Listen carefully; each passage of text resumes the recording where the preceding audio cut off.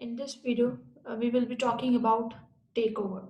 So this is in continuation with a previous video which I made on takeover. So if you haven't watched that video, so go and first watch that video. Okay. So in our last video, I have discussed that whenever takeover takes place, so existing shareholders they will be receiving some consideration.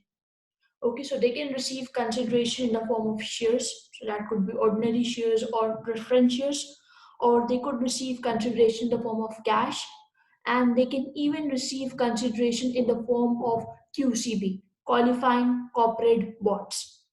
So in today's video, we have to learn that if individual receive consideration in the form of QCB, then how we have to deal with that. What will be its tax implication?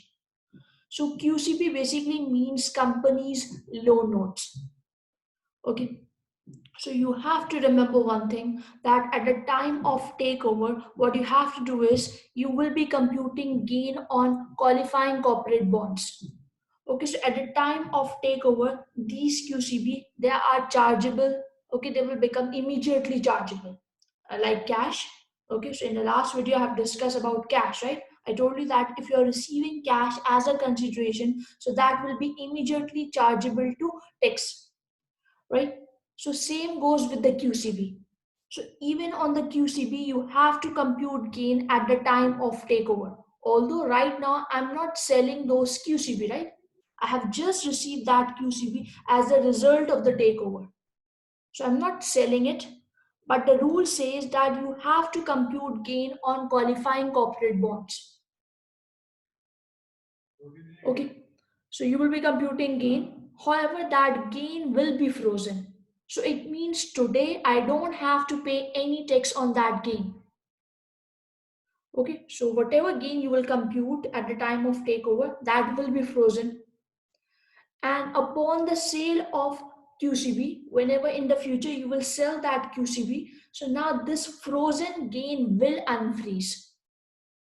Okay, so now this will become taxable. This gain will now become taxable at the time of disposal of QCB. Okay, so that is point number one. Then point number two, in the future, when you will sell the QCB, so obviously on sale of QCB, there might be some gain, right? There can be some gain or there can even be a loss. So the rule says that if there is a gain on disposal of QCB, so that gain is exempt. Exempt means that you don't have to pay any capital gain tax. Okay, so this time I'm talking about disposal of QCB. And previously we were talking at the time of takeover. So at the time of takeover, I was not selling the QCB, right? I have just received the QCB. So you are required to compute the gain, and that gain will be frozen. And whenever in the future you will sell that QCB, so that frozen gain will become unfreeze. Okay, but whatever gain you will have on disposal of QCB, that is exempt. Now let us apply this in a question so that it becomes more clear. So let's look at this question. So it says Mr. A purchased 10,000 shares in company A for 20,000. Okay. Now company A is taken over by company B. Okay, so again, this is the case of takeover. So I have the shares of company A. Now that company is taken over by company B. And now look at the consideration. So whenever the takeover takes place to the existing shareholders, like over here, Mr. A, he will be receiving some consideration, right?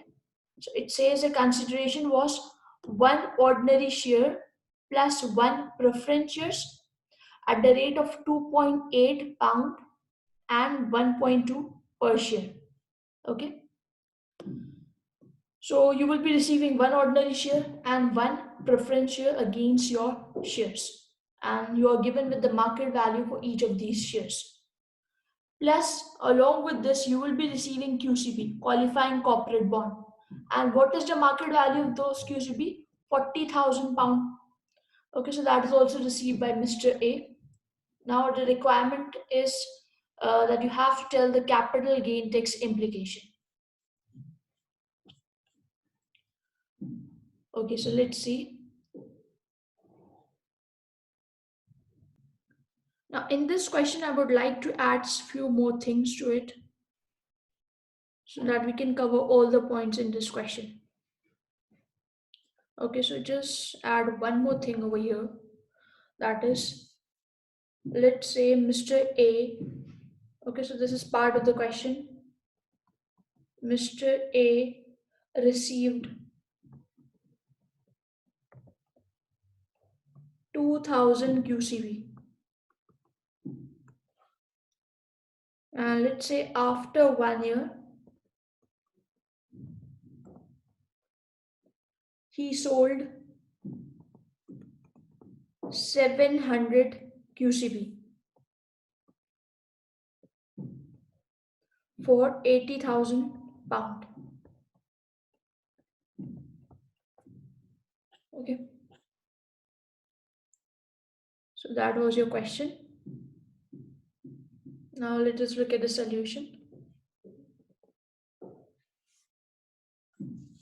Okay, so whenever the takeover takes place, so first of all, what you have to do is, first of all, you have to see that what consideration Mr. A is receiving and what is the market value for that consideration. And based on that, you will allocate the cost. Okay, we have to allocate the cost on the basis of market value. So you have to make 3 columns. That is your step number 1. So you will make 1 column for market value, 1 column for percentage, and 1 column for allocation of cost. So over here, Mr. A, he will be receiving ordinary shares, right? So he will receive 1 ordinary share against 1 share, right? The ratio is 1:1. So right now he is having 10,000 shares. So it means he will receive 10,000 ordinary shares, right? Because the ratio is 1:1. So 10,000 into 1 divided by 1, that will make 10,000. Now multiplied by the market value of ordinary share, which is given in the question as 2.8. So into 2.8. So total market value will be 28,000. Okay, now along with this, he will be receiving preference shares. So again, he will be receiving 1 preference share against his 1 share. So that means that he will be receiving 10,000 preference shares. And the market value of each preference share is 1.2. So into 1.2. So this is going to be 12,000. Now along with this, he will also receive QCB. And the QCB market value is already given, right? So how many QCB will he receive? He will be receiving 2000 QCB, right? 2000. And the market value of those QCB is 40,000, right? So 40,000. And just do the total of this market value column. So this is going to be 80,000. Okay, now we will compute the percentage of market values. So let us compute the percentage for ordinary shares first. So if I ask you that just calculate the market value as a percentage of total. So for that, you will take 28,000 divided by the total market value, which is 80,000 into 100. So 28,000 divided by 80,000 into 100. So that will give you 35%. Then for preference shares, you will take the market value of preference share, which is 12,000 divided by total market value of 80,000 into 100, which is going to be 15%. Okay, then for QCB, it will be 40,000 divided by 80,000 into 100. That is going to be 50%. So that will make a total of 100%. Okay, now what you have to do is, now you have to allocate the cost on the basis of these percentages assigned. Okay, so what is the original cost? So originally, Mr. A purchased 10,000 shares for how much? 20,000, right? So now this original cost, this needs to be allocated between your shares and QCB. So this 20,000, this will be allocated based on these percentages. So it means around 30% of the cost that will be allocated to ordinary shares. Then 15% of the cost will be allocated to preference shares, and 50% of the cost will be allocated to QCB. So 20,000 into 35%, that is going to be 7,000. Then 20,000 into 15%, which is going to be 3,000, and 20,000 into 50%, which will be 10,000. So that is how you will allocate the cost. So that was just step number one. Okay. All right. Now at the time of takeover, you have to compute gain on QCB. Okay, we don't have to compute any gain on shares. You will only compute gain on either your QCB or on the cash if you are receiving some cash, and that too the cash amount should be greater than 3,000. Okay. Okay, so the QCB that you have received, that was having a market value of 40,000. Okay, so you have to compute gain on QCB, right? So in the DP, in the disposal proceed, you will take market value. Okay, in fact, this is your deemed disposal proceed, because right now I'm not selling the QCB. But if I sell it today, so obviously I will be selling at the market price, which is 40,000, right? So that's why over here in the deemed disposal proceed, I'm taking 40,000. Now minus the cost. So the cost which is allocated to QCB, that is 10,000. So minus 10,000. So it means your chargeable gain, that is going to be 30,000. Now, I told you that first of all, you have to compute gain on QCB at the time of takeover, but that gain will freeze. So it means today I don't have to pay any tax on this 30,000 of the gain. Okay, now in the year when you will basically sell your QCB, so in that year, this frozen gain will become unfreeze. So it means in the year of disposal, this 30,000 will become taxable. But today you don't have to pay any tax. Okay, so today this gain of 30,000 will be frozen. Okay. Now in this question,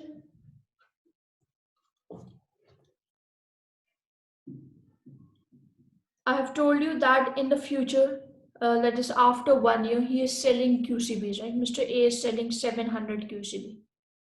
It says that after 1 year, he sold 700 QCB for 80,000. Okay.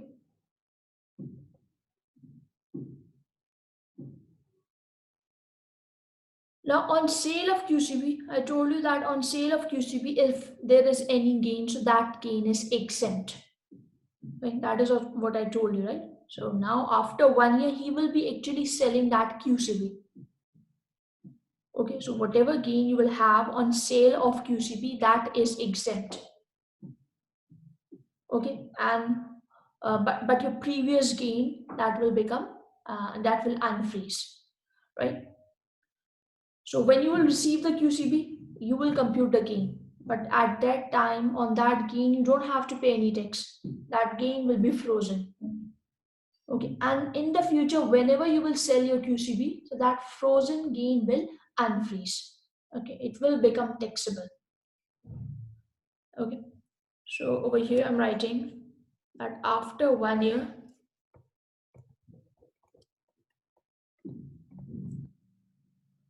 okay, there will be a disposal of QCB, right? So for disposal of QCB, I'm saying that disposal of QCB,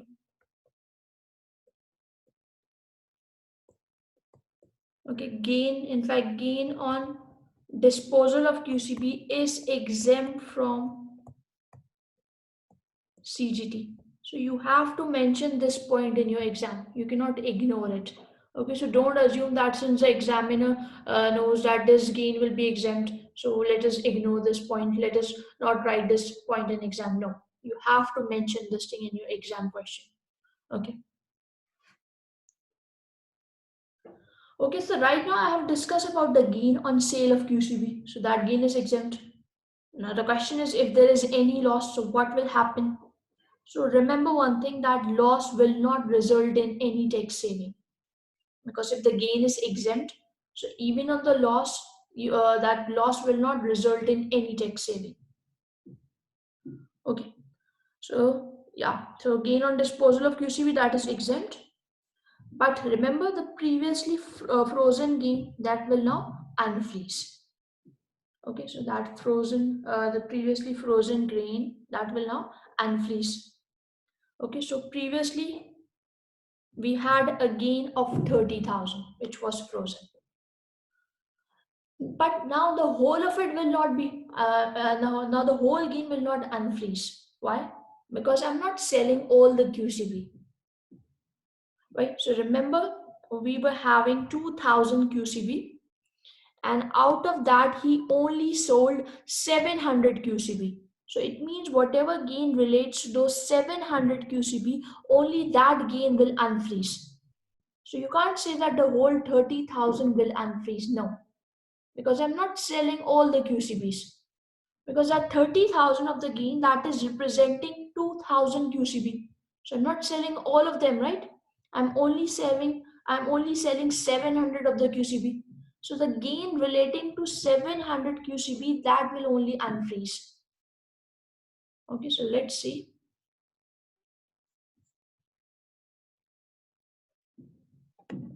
Okay, so when it comes to unfreezing your gain, so I would say that 30,000, right? But divided by 20,000. So I divided by 2000, right? Because this gain is representing 2000 QCB. Okay, but or the gain will not unfreeze for the whole. Uh, we are not selling all the QCBs, right? So the whole gain will not unfreeze. In fact, only the gain will unfreeze relating to those 700 QCB which we are selling. Okay, so it means that a gain of how much will be unfrozen? That is a gain of 10,500 will unfreeze. So out of 30,000, only 10,500 of your gain will unfreeze. That will only become taxable. Okay. And later on, when you will sell the rest of them, so that remaining gain will unfreeze. Okay.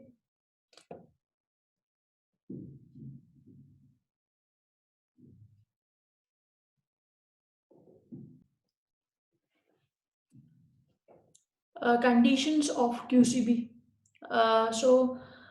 We need to know the conditions for QCB. That what are the characteristics of QCB?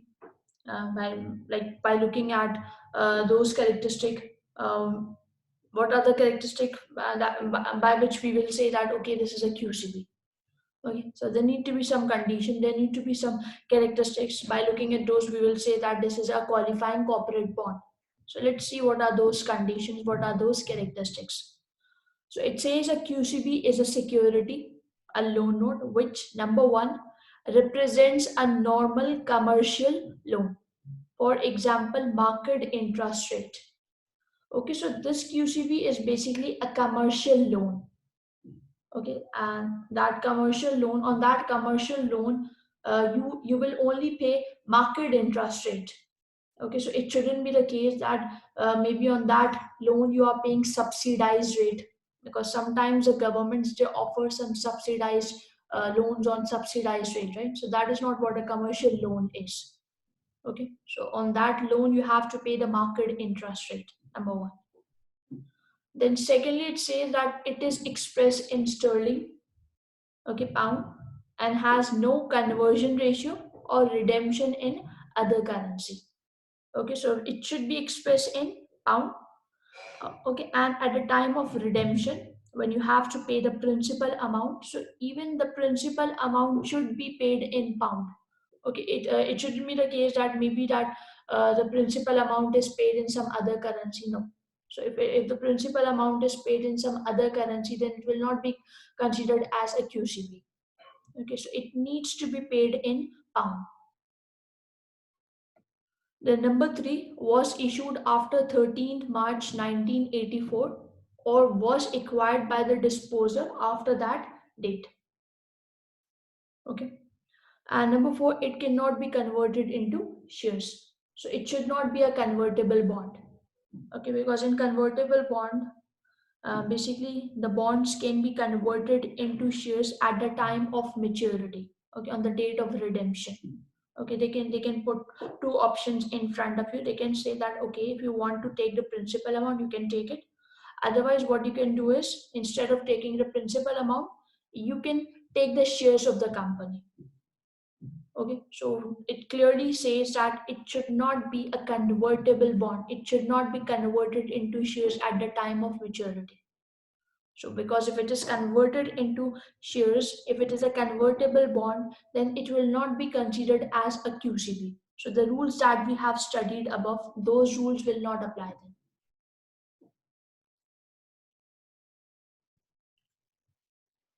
Now, there are certain rules relating to cash consideration. So, up till now, we have studied that if the cash consideration received is more than 3,000, then you have to compute normal chargeable gain at the time of takeover. Right? So, if you have received cash as a consideration and if the amount is more than 3,000, so you will be computing normal chargeable gain. Right? So HMRC will assume that you have sold that amount of shares to the company. Like, let's suppose if I have received a cash of 5,000, so they will assume that you have sold shares of 5,000 to the company. So that will be immediately chargeable to tax. So what you will do is you will take the DP. So in the DP you will take cash received because they're assuming that you are selling your shares for, let's suppose, 5,000. So that will be your DP. Okay, minus the cost, whatever cost is allocated to that cash, you will minus that. So that will give you with your chargeable gain. So we have already covered this case. Now the second case is where we are receiving cash consideration of £3,000 or less than £3,000. So in this situation, you will defer the gain. So in at the time of takeover, now you don't have to compute any chargeable gain on the cash received. But in fact, what you have to do is you will be computing base cost. So for that, you will take the allowable cost, okay, minus cash received. So that will give you with the base cost. Now next, what you have to do is you need to reallocate this base cost to the shares. Okay, so now let's see how we will reallocate the cost to shares. So now we are looking at this case where the cash is less than £3,000. So let's look at the question. So here's the question. So it says Mr. A have 10,000 shares in a company.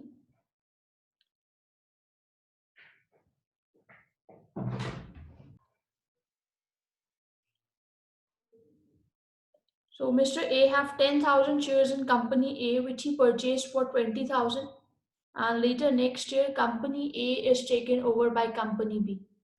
And following consideration was received by Mr. A. So number 1, he received one ordinary share against his one share at the rate of 2.8 pound per share. Then he received one preference share at the rate of 1.2 pound per share. Okay, so these are the market values. Plus he received a cash of 1,500. So as you can see over here, the cash received is less than 3,000. Okay, so now what you have to do is that you will be computing base cost for your cash. Okay, so now it will not be immediately chargeable to gain. In fact, you will defer the gain. So for that, first of all, you will be computing your base cost. So let's see. Now step number 1, that will still remain the same. Okay, so firstly, you have to see that what consideration is received as a result of takeover and what is the market value. And based on that, you have to allocate the cost. So you will just make 3 columns of one for market value, second for percentage, and third for cost allocation. So he received ordinary shares, right? So against his one share, he received one ordinary share. So he is having 10,000 shares and ratio is 1:1. So that would mean that he received 10,000 shares and the market price of each ordinary share is 2.8. So total market value will be 28,000. Then he received one preference shares, right, against his one share. So that means that he received 10,000 preference shares and the market value of each preference share is 1.2. So that is going to be 12,000. Plus he received a cash of 1,500. So 1,500. So the total of this column will be 41,500. Okay, now you have to calculate the percentages of these market value. So the percentage of ordinary share, that is going to be 28,000 divided by 41,500 into 100. That will be 67%. Then 12,000 divided by 41,500 into 100.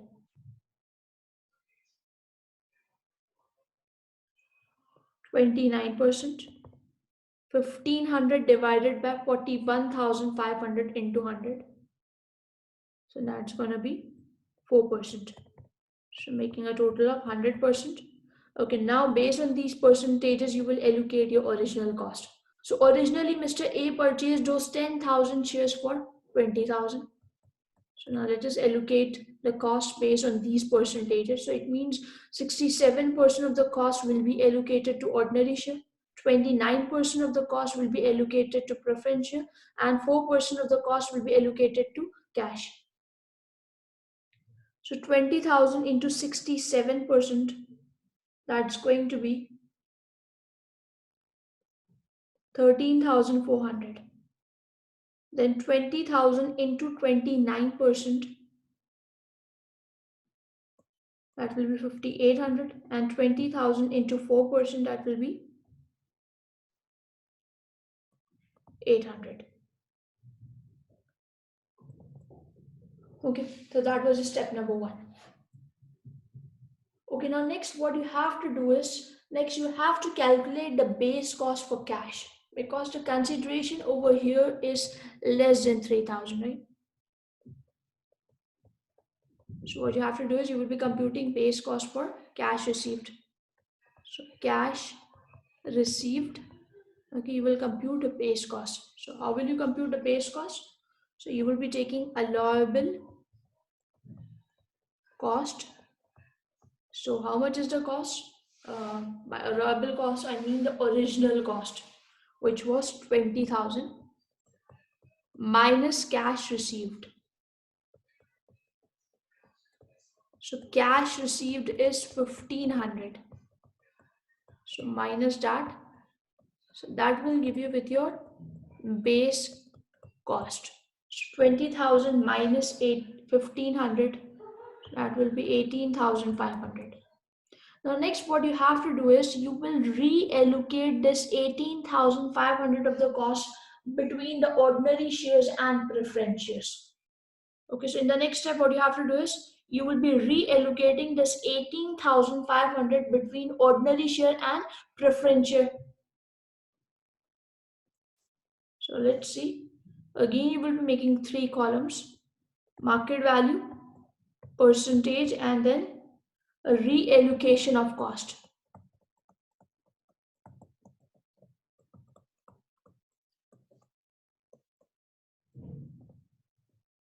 Okay, so we know the market value, right? That we have already computed for ordinary shares and preference shares.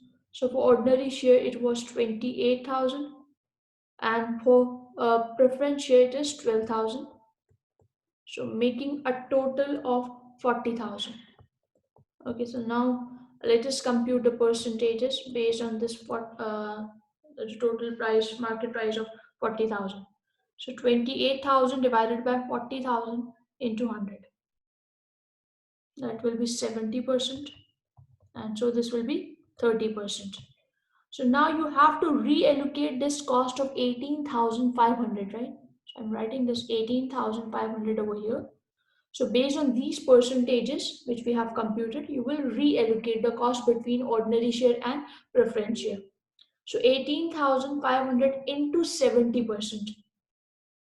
So that's going to be 12,950, right? So it means that out of 18,500, 12,950 of the cost will now belong to ordinary shares. And for the preference shares, you will take 30% of 18,500, which is going to be 5,550. Okay, so step number one was still the same. So in step number one, what we have done is that we have made three columns, one for market value, then for percentage, and then for cost allocation. Okay, and on the basis of market values, we have allocated the cost between the three of them.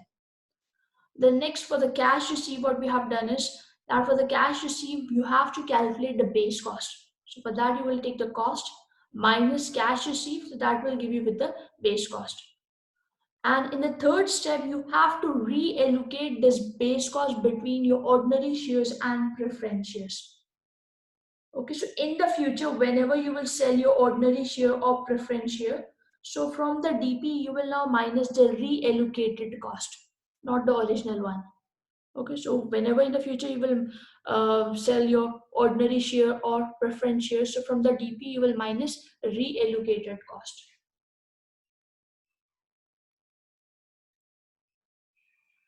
Okay, so over here, what we are trying to do is that we have computed the base cost for cash, right?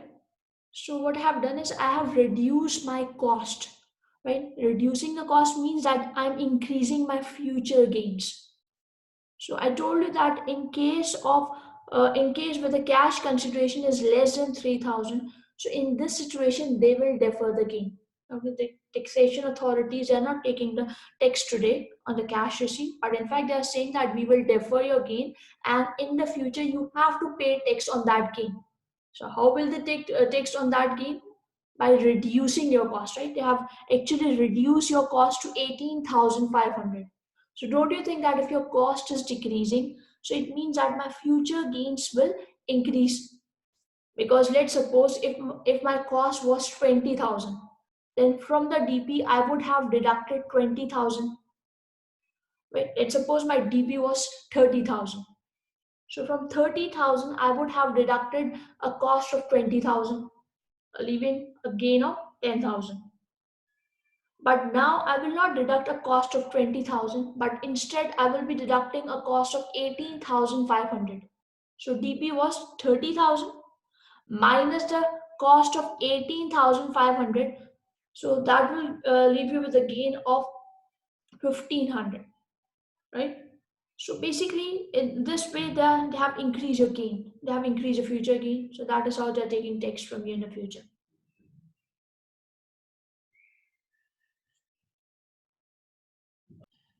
Now let's look at this question. It says that on March 14, Jesper sold 400 ordinary share in Grass PLC for 3,600. Now, over here, he is starting the question from our last step. Because in our last step, we used to look at the disposal of those shares which were acquired as a result of takeover, right? So now he is starting the question from our last step. And that is what he will do even in the exam as well. Okay, but for the exam, remember one thing, whenever there is a question on takeover, so what you have to do is you will start your question from our first step. Remember in our first step, we used to make three columns, one for market value, then for percentage, and then for allocation of cost. So that is from where you have to start your exam question from. Okay, then you will see that if there is any cash involved, so you will deal with the cash, and then you will look at the later disposal if there is any. Okay. Okay, so it says Jesper has acquired the Grass PLC shares as a result of a successful takeover bid by Grass PLC KPLC on 5th December 2030. Now they are giving me some background information that he originally he basically first purchased the shares of Cork PLC Okay, and then later on that was taken over by Grass PLC. Okay, now prior to the takeover, Jesper had owned 12,000 ordinary share in Ket PLC, not his personal trading company, which he has acquired for 15,700 on 3rd of May 12th. Okay, so this is from where the question is starting from. Okay, so before the takeover, he has purchased 12,000 shares of CPLC for how much? 15,700. And then later on, this company C, this was taken over by company G. Okay, now what are the takeover bit? It says that one ordinary share in Grass PLC. Okay, they will give you one ordinary share against your one share of company C. Plus, they will give you two 10% loan notes in Grass PLC. Plus, they are giving you two QCBs. Loan notes means QCB, right? Qualifying corporate bonds. Plus, they will give you 5 pence in cash against your one share. So, against your one share, they will give you a cash of 5 pence. The following are the quoted price for the shares and loan notes of Grass PLC at 5th December 13. Okay, so the takeover that took place on 5th of December 13, right? So now they are giving you the market value at the time of takeover. So the market value at the time of takeover for ordinary share is 350 pence, and for 10% loan notes it is 110 pence. Now in part 1, what you have to do is you have to calculate chargeable gain arising in 1314, in the texture 1314. So that doesn't matter, you will still apply the rules of 1920. Okay. Explain the capital gain tax consequences that would arise if Jesper were to sell all of his loan notes in Grass PLC in June 15 for 320,000. So now they're asking you that if he sells the QCB later on, then what will be the tax implication? So that we already know, right? We know that whatever gain he will made on sale of QCB, that gain is exempt from capital gain tax. Plus, your previously frozen gain will now unfreeze. Okay, so let's see. Okay, so I'm starting the question from our step number 1. Okay, so for that you will be making 3 columns, one for market value, then for percentage, and then for allocation of cost.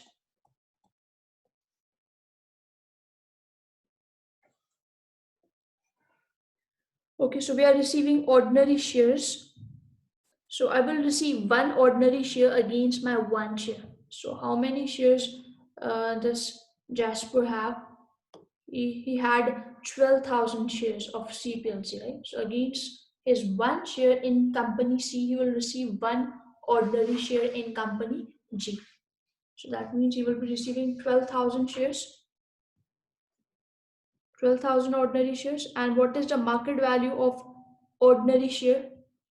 So that is given below. The market value is 350 pence. Okay, so 350 pence, that would mean 3.5, right? So into 3.5. So this is going to be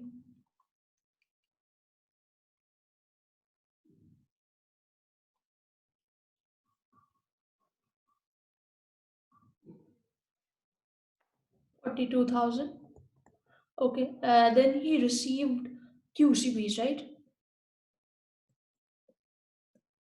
Alright, now for the QCB, he told you that they will give you 2 QCB against your one share.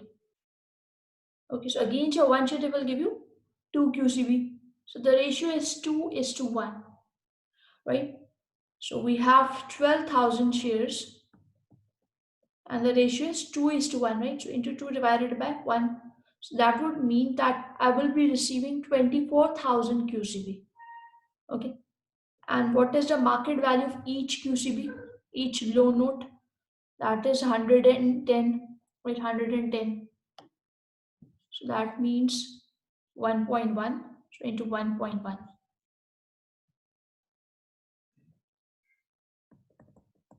So this is going to be 26,400. Now plus you will be receiving cash as well, right? So against your one share, you will receive a cash of 5 pence. So we have 12,000 shares into 0.05.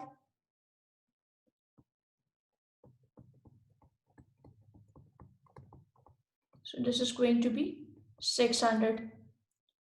So as you can see over here that your cash is less than 3,000, right?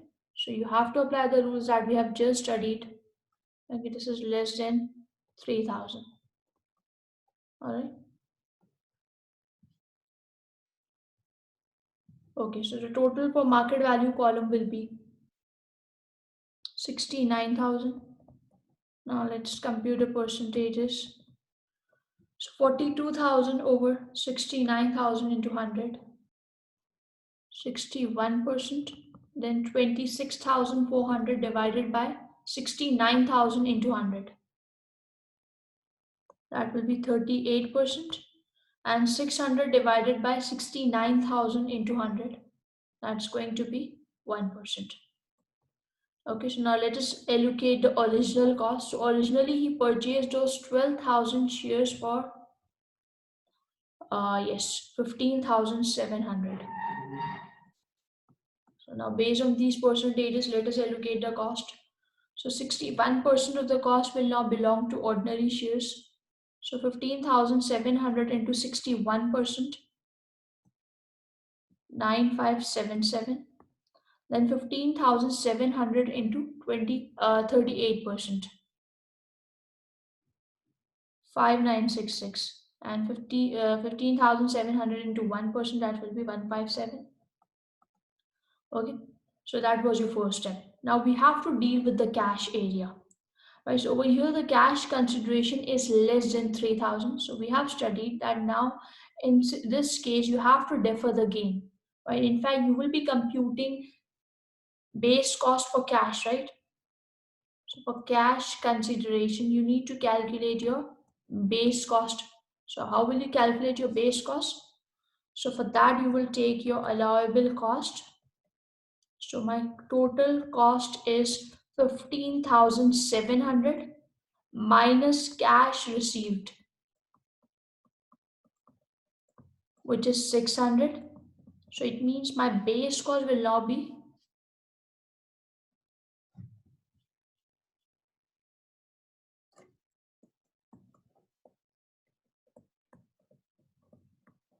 15,100. Okay, now this 15,100 of your cost that needs to be reallocated between your ordinary shares and QCB. So let us reallocate. So again, let's make 3 columns for market value, percentage, and reallocation of cost. Okay, so ordinary share, we already know the market value for ordinary share, which is 42,000. And for QCB, it was 26,400.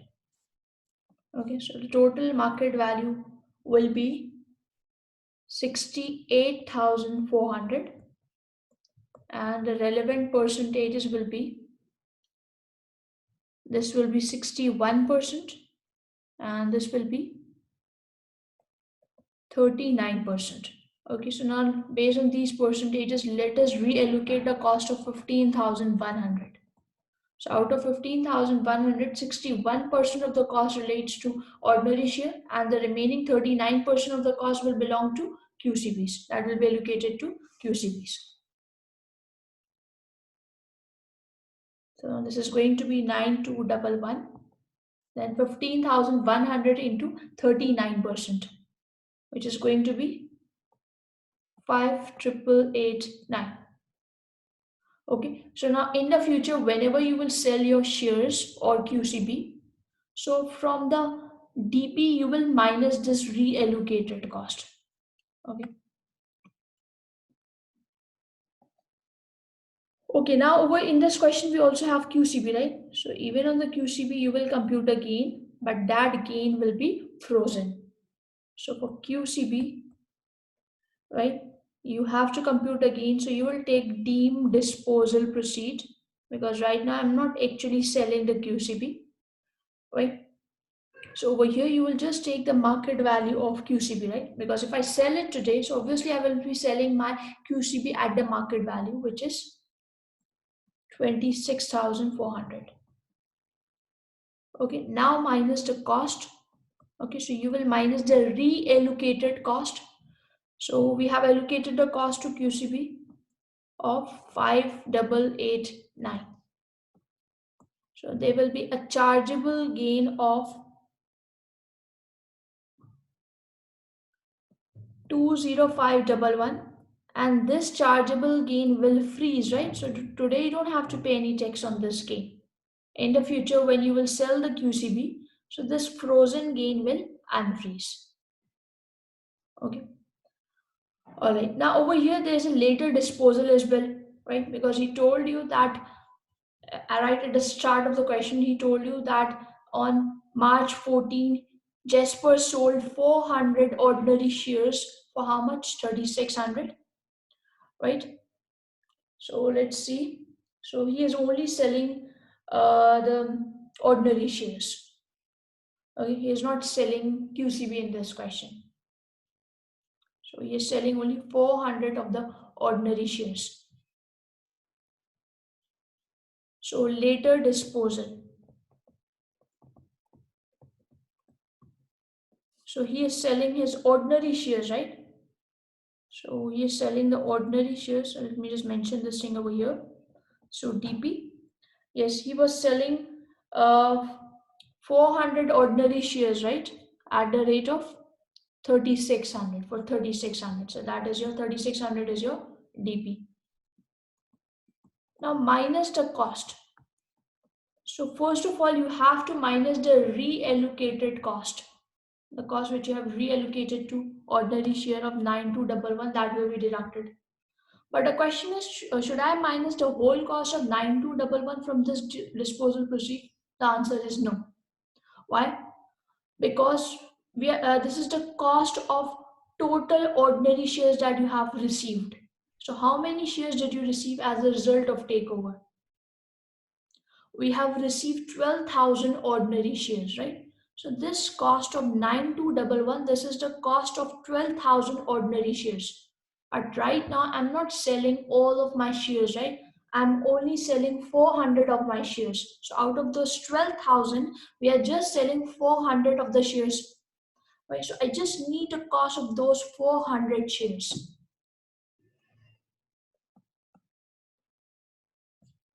Okay, so that is very simple. You will take your reallocated cost, which is 9211. Now this is the cost of 12,000 shares, right? So divided by 12,000. But I only need the cost of 400 shares, which I'm selling. So into 400. So this is going to be 307. So there will be a chargeable gain of 3293. Okay, so in this question, although we are not selling any QCB, otherwise we know the treatment of QCB really well, right? If I sell the QCB, so that's this frozen gain of 20511, this will unfreeze, this will become taxable. And secondly, whatever gain you will have on disposal of QCB, that is exempt. That gain is exempt from CGT.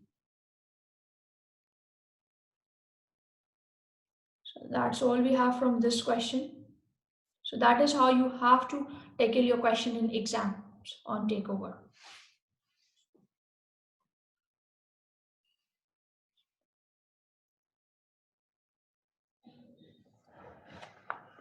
Okay, now let me clear a few questions relating to the takeover, which must be coming in your mind. Now we have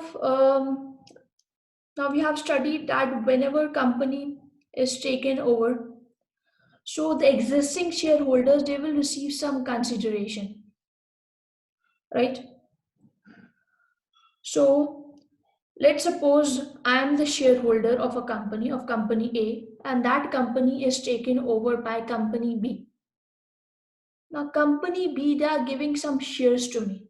They're giving the shares of company B to me because I'm the existing shareholder, right? So I will receive some consideration. So they're giving me new shares. Now just imagine the market value of those shares is high. Okay, the market values of those shares is high as compared to the shares that I was previously having of company A. That is possible, right? Let's suppose I purchase company A share for £5. Okay, now this company is taken over by company B. Okay, so company B have acquired your company. Now company B, they are giving you shares. They are giving you ordinary shares. Okay, now let's say they are giving you ordinary share which is having a market value of £7. So market value is high, right? Market value of the new share which you are receiving, that is high. So technically, I will be having a gain, right? Because the shares that I had previously, those shares were having a market price of £5, but now the new shares which I'm receiving, so that those shares are having a market price of £7. So market value is high for these shares, right? So technically, there will be a gain. Okay, but this gain will be unrealized. Okay, it is a gain, I agree, but this is an unrealized gain because right now I'm not selling the shares in the market. When I will go in the market and sell them, then only that unrealized gain will become realized. Okay, so during the takeover, we have not done any calculation on the shares that we have received, right? We were just allocating the cost.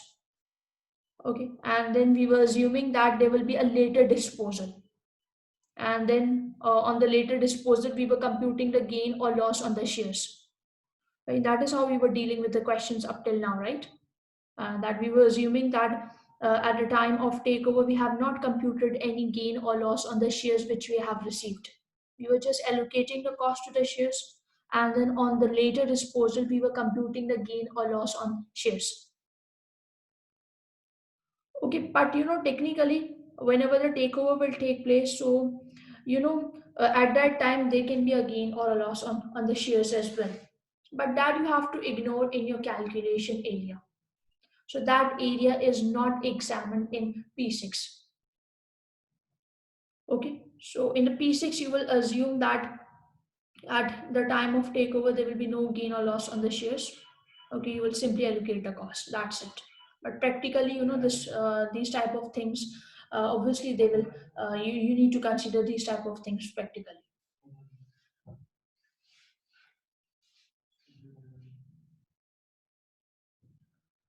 Okay, now for the purpose of theory I'm discussing few points so that you can write in your exam questions.